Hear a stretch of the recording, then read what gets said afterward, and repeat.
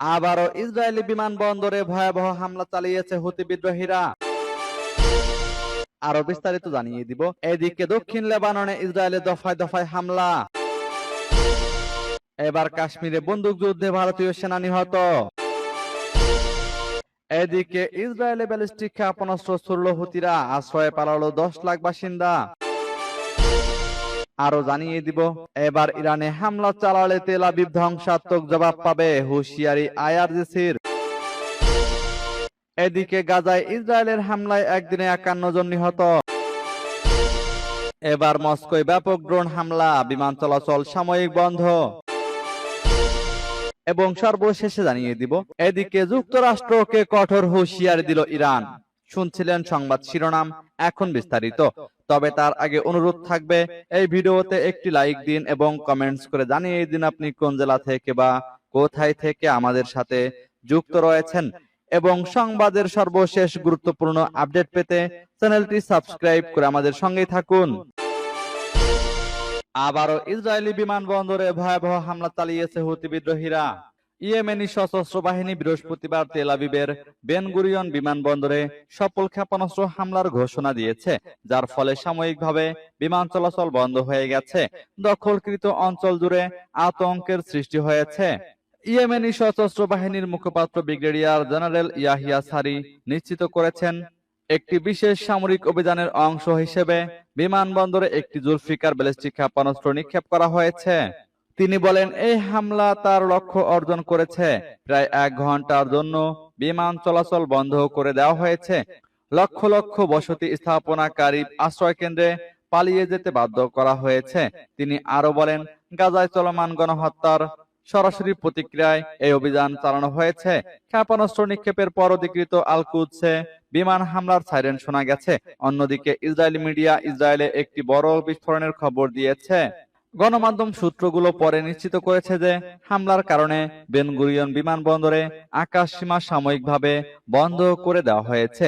একই সাথে ইয়াফা এবং হাইফায় গুরুত্বপূর্ণ লক্ষ্যবস্তুতে 2টি ইয়াফা ড্রোন ব্যবহার করে একটি সমন্বিত ড্রোন হামলা চালায়।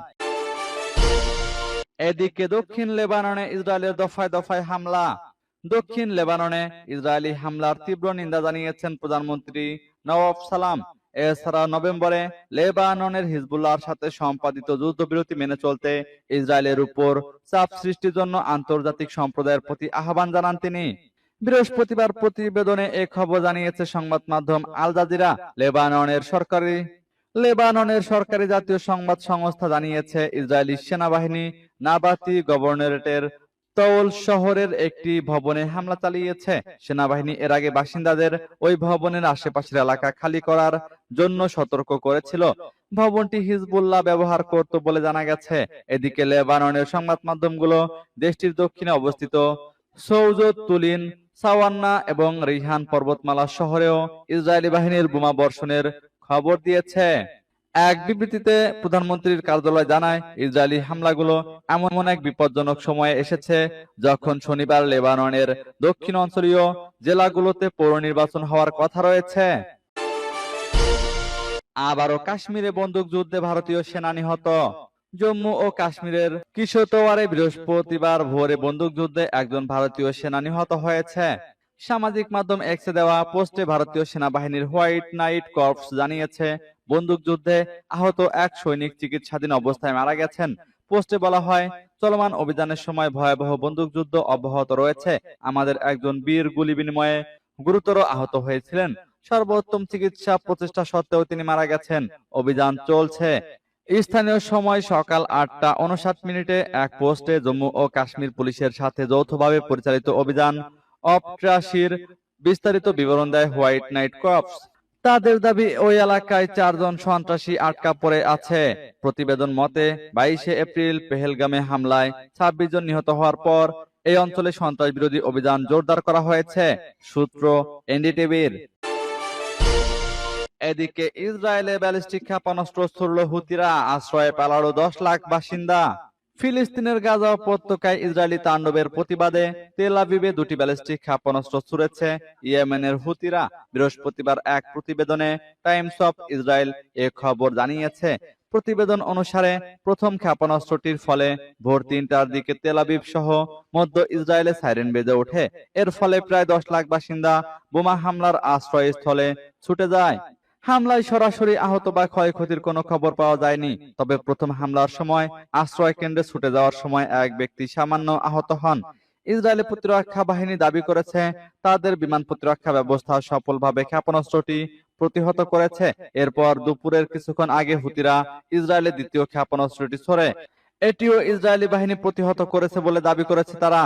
দ্বিতীয় ক্ষেপণাস্ত্রটির ফলে জেরুজালেম এলাকা, দক্ষিণ পশ্চিম তীরের জনবসতি এবং মৃত সাগরের কাছাকাছি অঞ্চলগুলোতে সাইরেন বেজে ওঠে। প্রথম হামলার বিষয়ে হুতিরা বলেছে তাদের বাহিনী বেন গুরিয়ন বিমানবন্দর লক্ষ্য করে হামলা চালিয়েছে। চলতি মাসের শুরুতে একটি হুতি ক্ষেপণাস্ত্র ইসরায়েলি বিমান প্রতিরক্ষা ব্যবস্থা ভেদ করে বেন গুরিয়ন বিমানবন্দরে পড়ে। এতে ৬ জন আহত হয়। বেশ কয়েকটি আন্তর্জাতিক বিমান সংস্থা তাৎক্ষণিকভাবে ইসরায়েলে বিমান পরিষেবা বন্ধ করে দেয়। যদিও কিছু আন্তর্জাতিক বিমান সংস্থা জানিয়েছে তারা পুনরায় কার্যক্রম শুরু করবে।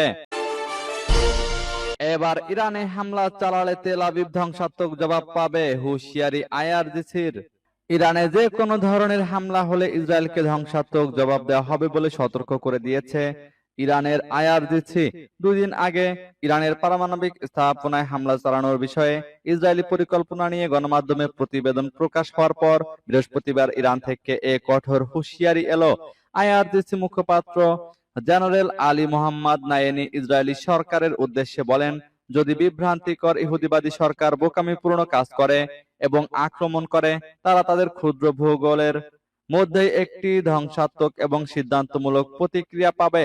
নায়েনি উল্লেখ করেন, ইরানের সামরিক শক্তি অতীতের তুলনায় অনেক বৃদ্ধি পেয়েছে।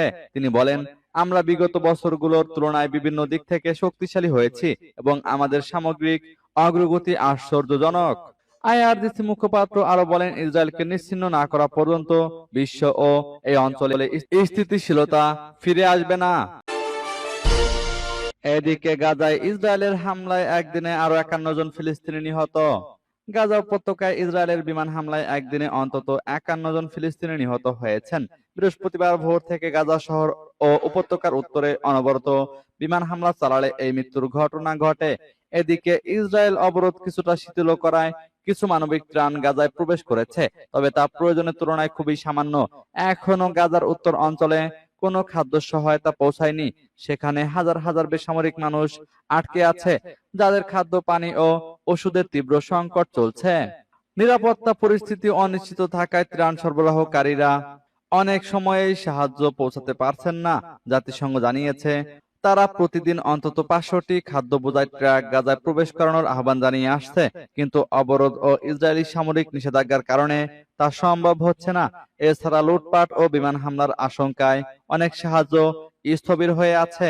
ইসরায়েলি অবরোধের ফলে গাজার জনগণ দীর্ঘদিন ধরে বিচ্ছিন্ন অবস্থায় রয়েছে। খাদ্য, ওষুধ ও পানি পাওয়া কঠিন হয়ে পড়েছে। এবার মস্কোয় ব্যাপক ড্রোন হামলা, বিমান চলাচল সাময়িক বন্ধ। রাশিয়ার রাজধানী মস্কোর আকাশে ব্যাপক ড্রোন হামলার খবর পাওয়া গেছে। স্থানীয় সংবাদ মাধ্যমগুলো জানিয়েছে এসব হামলার ফলে বৃহস্পতিবার ৪টি বিমানবন্দরের মধ্যে ৩টিতে সাময়িকভাবে ফ্লাইট স্থগিত করা হয়। শহরের মেয়র সের্গেই সোবিয়ানিন ও রাশিয়ার বেসামরিক বিমান চলাচল কর্তৃপক্ষ বিষয়টি নিশ্চিত করেছেন। তবে বর্তমানে আকাশ সীমা খুলে দেওয়া হয়েছে।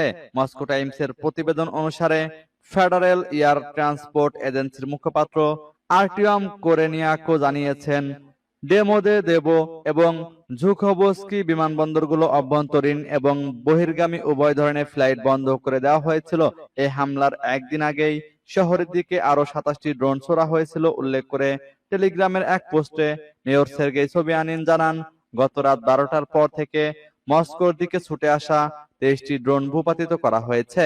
ড্রোনে ধ্বংসাবশেষ পড়ার স্থানে জরুরি সেবা কর্মীরা কাজ করছেন। গত ৩ বছরের বেশি সময় ধরে রাশিয়া ইউক্রেন সংঘাতে প্রতিদিনই পাল্টাপাল্টি ড্রোন হামলা চলছে। তবে মস্কো তুলনামূলকভাবে এই ধরনের হামলা থেকে অনেকটাই নিরাপদ ছিল। এদিকে যুক্তরাষ্ট্রকে কঠোর হুঁশিয়ারি দিল ইরান। পরমাণু ইস্যুতে যুক্তরাষ্ট্রের সঙ্গে চলমান আলোচনার মধ্যেই কঠোর হুঁশিয়ারি বার্তা দিল ইরান। দেশটি বলেছে তাদের পারমাণবিক স্থাপনায় ইসরায়েল কোনো হামলা চালালে তার দায় যুক্তরাষ্ট্রকেও নিতে হবে।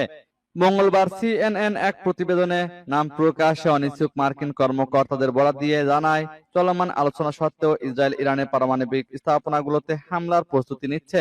এই প্রেক্ষাপটে ইরানের পররাষ্ট্রমন্ত্রী আব্বাস আরাঘচি জাতিসংঘে দেওয়া এক চিঠিতে বলেন, ইসলামী প্রজাতন্ত্র ইরানের পারমাণবিক স্থাপনাগুলোতে যদি ইসরায়েল হামলা চালায় তাহলে যুক্তরাষ্ট্র সরকারকেও তাৎপর্যপূর্ণভাবে দায় নিতে হবে এবং তারা আইনগতভাবে জবাবদিহি করতে বাধ্য থাকবে। তিনি আরো বলেন, জায়নবাদী রেজিমের যে কোনো দুঃসাহসিক কর্মকাণ্ডের বিরুদ্ধে ইরান কঠোরভাবে হুঁশিয়ারি দিচ্ছে এবং ওই শাসনের যে কোনো হুমকি বা অবৈধ কার্যক্রমের জবাবে কড়া প্রতিক্রিয়া জানানো হবে।